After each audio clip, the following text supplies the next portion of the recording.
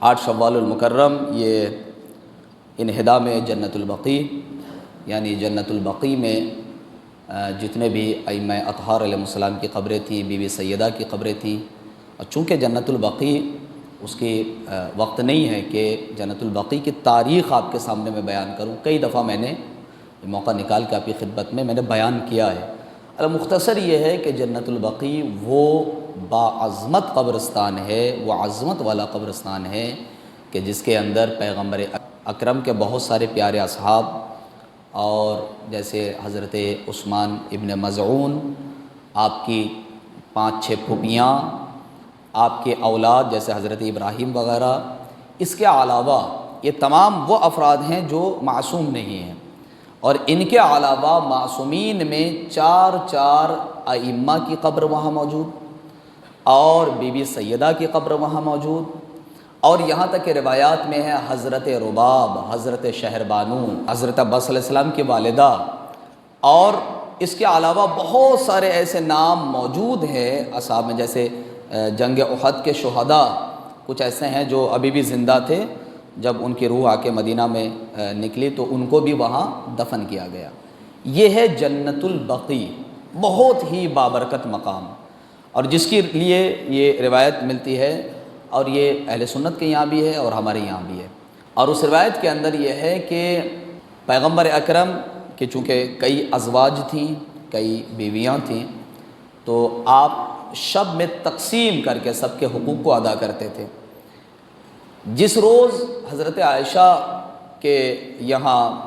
گھر میں یا حجرے میں آپ کی باری تھی تو اس رات میں پیغمبر اکرم کچھ لیٹ ہو گئے، دیر ہو گئی، تو یہ سب نے لکھا ہے، اس میں کوئی تعصب کی بات بھی نہیں ہے۔ تو حضرت عائشہ اٹھیں اپنے بستر سے اور حجرے سے نکل کے دیکھنے لگی کہاں ہے رسول خدا۔ کہنے لگا میں نے تھوڑا سا شک کیا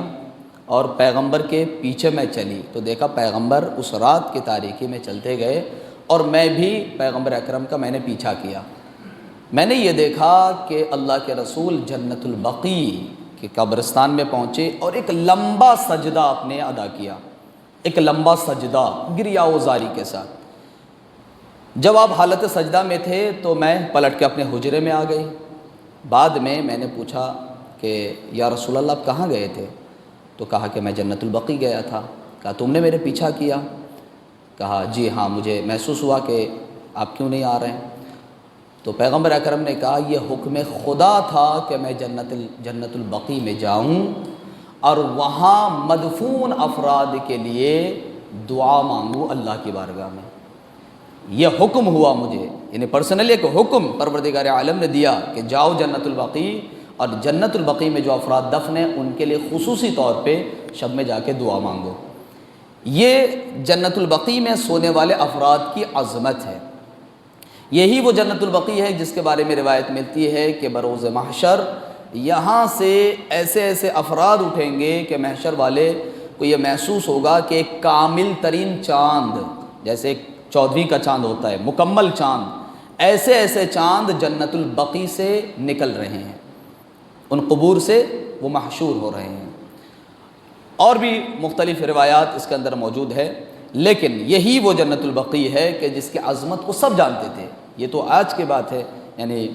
تقریباً 1924-25 کی، کہ جب ایک آل سعود نے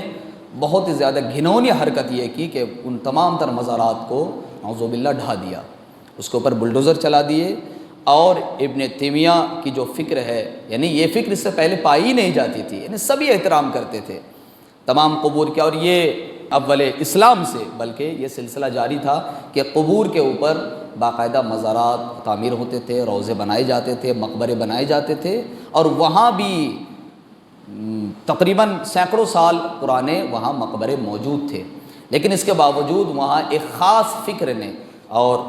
یہ لکھا ہے، یہ مسلمانوں نے، غیر مسلموں نے بھی جو ہسٹری میں اور تاریخ میں لکھا ہے کہ یہ آل سعود یہ کون افراد تھے؟ یہ چور تھے، یہ ڈکیت تھے سارے، ان کا کام تھا لوٹنا پیٹنا اور لوگوں کو پریشان کرنا، یہی کام ان کا تھا۔ اور یہ بعد میں جب برسر اقتدار میں آئے تو اس کے بعد اپنی یہ تمام تر حرکتیں مذہبی رنگ کے طور پہ وہ کرنے لگے اس تعصب کے ساتھ۔ اور سب سے پہلے انہوں نے یہ کام کیا کہ جنت البقیع میں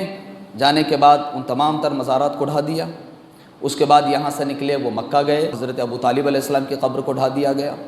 پھر وہاں سے یہ نکلے کربلا، اور کربلا جانے کے بعد امام حسین علیہ السلام کے روضے پر پہنچ کر تقریباً 6000 زائرین کو وہاں قتل کیا، اور جو کچھ اس روضے میں سونے چاندی کے جو کچھ اس کے ذریعے سے وہ روضے کے اندر جیسے لگایا جاتا ہے گنبد وغیرہ میں، ان سب کو وہی جو ان کی عادت تھی لوٹنے کی، وہاں سے وہ لوٹ کے واپس آئے۔ تو یہ اتنا بڑا ظلم آج کی تاریخ میں کیا، اور جس کے بعد سے مسلسل پوری دنیا میں، عالم اسلام میں اور غیر مسلموں کی طرف سے بھی اگر آپ نیوز دیکھیں تو مسلسل احتجاج ہوتا آیا ہے اور ہو رہا ہے۔ ہر سال اہل ہنود اور دیگر فرقہ اہل سنت بھی، اہل تشیع بھی، سب اس کے اندر موجود ہوتے ہیں، اور تمام امن پسند افراد وہ احتجاج کرتے ہوئے نظر آتے ہیں۔ ہر سال کی طرح اس سال بھی دہلی سے ایک چونکہ مہم چلایا جاتا ہے ہمارے مرکز سے، لکھنؤ میں بھی ہوا، دہلی میں بھی ہوا، 26 اپریل سے لے کر 23 اپریل تک ایک دستخطی مہم برائے تعمیر جنت البقیع، جنت البقیع کی تعمیر کے لیے ایک دستخطی مہم، ایک سفید کپڑے کے اوپر سب کے دستخط، مومنین، علماء، دانشور، سب کے اس میں سائن ہوتے ہیں۔ گزشتہ سال بھی کیا گیا اور اس سال بھی، لہٰذا نماز جمعہ کے بعد ایک سفید کپڑا وہاں میز پر رکھ دیا جائے گا، اس کے اوپر آپ حضرات اپنے نام کے ساتھ سائن کیجئے گا انشاءاللہ۔ تو اس قبرستان کی عظمت سبھی قائل تھے، یہی وجہ ہے کہ مفتی جعفر علی اللہ مقامہ وہ یہ لکھتے ہیں کہ یہ جو مسلمانوں کے تیسرے خلیفہ ہیں، خود ان کی جو قبر تھی، بلوائیوں نے جب ان کو قتل کیا اور ان کو قتل کر کے ان کو ایک خراب جگہ جو کہ جنت البقیع سے دور وہاں ڈال دیا تھا، 3 دن تک ان کی لاش وہاں پڑی رہی، اور 3 دن کے بعد ان کے چاہنے والوں نے ان کو وہاں سے اٹھایا اور دفن کر دیا۔ بعد میں جب بنی امیہ کا اقتدار آیا تو انہوں نے اس زمین کو زبردستی جنت البقیع سے اس کو ملا دیا اور اس کا احاطہ بڑھا دیا کہ یہ بھی جنت البقیع میں ہے، حالانکہ وہ جنت البقیع کا ٹکڑا نہیں تھا۔ وہ کس لیے، یعنی میں اس لیے بیان کر رہا ہوں کہ سب کے نزدیک جنت البقیع کی عظمت تھی، جس کی عظمت ہوتی ہے اسی کے ساتھ جڑنے کی خواہش سب کی ہوتی ہے، لہٰذا اس خلیفہ کی قبر کو بھی اس کے اندر متصل کر دیا گیا اور کہا یہ بھی جنت البقیع کے اندر ہے۔ لہٰذا قرآن کریم کی آیتیں بھی ہیں کہ ان گھروں کو بلند کیا جائے کہ جن گھروں میں اللہ کا ذکر ہوتا ہے، فی بیوت اذن اللہ ان ترفع، کہ جن گھروں میں اللہ کا ذکر ہو ان گھروں کو بلند کرو۔ اس کے ذیل میں بہت ساری تفسیریں ملتی ہیں، کبھی کہا گیا یہ مسجد مراد ہے، کبھی کہا گیا کہ عبادت خانے مراد ہیں۔ ہر وہ مقام، عمومی تفسیر یہ ہے، ہر وہ مقام جہاں ذکر خدا ہو اس جگہ کو بلند کرنے کا حکم قرآن کریم نے دیا، اور اس کے باطنی معنی بھی لکھا گیا کہ یعنی اس کی عظمت کی تکریم کرو، اس کی عزت کرو۔ تو ہر وہ جگہ کہ جہاں ذکر الہی ہو اس کی عظمت ہے، اس کو بلند کرنے کا حکم قرآن کریم کے اندر بھی موجود ہے۔ چند آیات میں آپ کی خدمت میں عرض کرتا ہوں، اس کے ترجمہ کے ساتھ ایک صلوات پڑھیں، محمد و آل محمد۔ صرف اس عظمت کی خاطر، یعنی جو ایک پروپیگنڈا ہے اور سادہ لو افراد کو دھوکہ دیا جاتا ہے کہ نہیں قبر کے اوپر تعمیریں نہیں ہونی چاہیے اور یہ جائز نہیں ہے، یہ بدعتیں ہیں، یہ بالکل غلط بات ہے۔ ابن تیمیہ کی فکر ہے، ورنہ کوئی دین اسلام میں اس کی گنجائش نہیں ہے۔ خود قرآن کریم پروردگار عالم ایسے کافر فکر رکھنے والوں کی تنبیہ کرتا ہے اور ڈانٹ کے کہتا ہے، یریدون یطفئوا نور اللہ بافواہہم ویأبی اللہ الا یتم نورہ ولو کرہ الکافرون۔ پروردگار عالم کہتا ہے کہ یہ جو کافر صفات لوگ ہیں، ان کی فکر کیا ہے کہ وہ اپنے منہ کے پھونکوں سے اللہ کے نور کو بجھا دے، اپنے منہ کے پھونکوں سے اللہ کے نور خدا کو بجھا دیں۔ یہ کوئی شمع ہے، موم بتی ہے، یہ کوئی ظاہری چراغ ہے جو پھونک سے بجھا دیا جائے؟ یہ لوگ چاہتے ہیں، ان کا ارادہ یہ ہے، یریدون ان یطفئوا نور اللہ بافواہہم، اپنے منہ کے پھونکوں سے اللہ کے نور کو بجھا دے۔ یا اب اللہ، تو اللہ نے بھی ارادہ کیا، یا اللہ اس سے کم پر راضی نہیں ہے جو اللہ کہ اپنے نور کو ایتم نورہ، کہ اپنے نور کو مکمل کر دیں، اپنے نور کو تمام کر دے، ولو کری الکافرون، چاہے ان کافروں کو کتنا ہی برا کیوں نہ لگے۔ یہ نور خدا ہیں۔ یہ اس سے پہلے کی جو آیت ہے سورہ نور کے اندر، اس کے اندر وہ تمام تر نور کا ذکر ہوا ہے، جس کی تفسیر پڑھنے کے لائق ہے اور بہت دلچسپ ہے اگر اس کی تفسیر پڑھی جائے۔ اہل بیت علیہ السلام کا ذکر ہو رہا ہے، اور جب یہ آیت نازل ہوئی فی بیوت اذن اللہ، کہ جن گھروں میں اللہ کے حکم سے، اللہ کا حکم یہی ہے کہ جن گھروں میں اللہ کا ذکر ہو اس گھر کو بلند کیا جائے، تو یہ تفسیر در منصور کے اندر علامہ جلال الدین سیوطی نے لکھا ہے جلد نمبر 5 کے اندر، اور یہ نہ ہماری یہاں کی تفسیر ہے اور نہ ہمارے مسلک کا عالم ہے۔ انہوں نے یہ لکھا کہ انس بن مالک سے یہ روایت کی جاتی ہے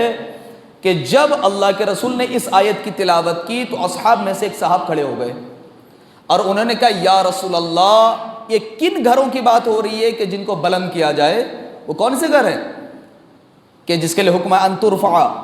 کہ بلند کیا جائے؟ تو اللہ کے رسول نے فرمایا وہ گھر انبیاء کے گھر ہیں، نبیوں کے گھر ہیں۔ علامہ جلال الدین سیوطی یہ لکھتے ہیں کہ اس وقت حضرت ابو بکر کھڑے ہو گئے اور خلیفہ اول نے یہ کہا یا رسول اللہ، اشارہ کرتے ہوئے حضرت علی علیہ السلام اور حضرت فاطمہ زہرا کے گھر کی طرف اشارہ کیا اور اشارہ کر کے کہا یا رسول اللہ، کیا یہ گھر بھی ان گھروں میں شامل ہیں؟ انبیاء کے گھروں کو بلند کیا جائے، کیا یہ گھر بھی ان گھروں میں شامل ہیں؟ تو اللہ کے رسول نے فرمایا یہ گھر ان گھروں سے افضل ہیں۔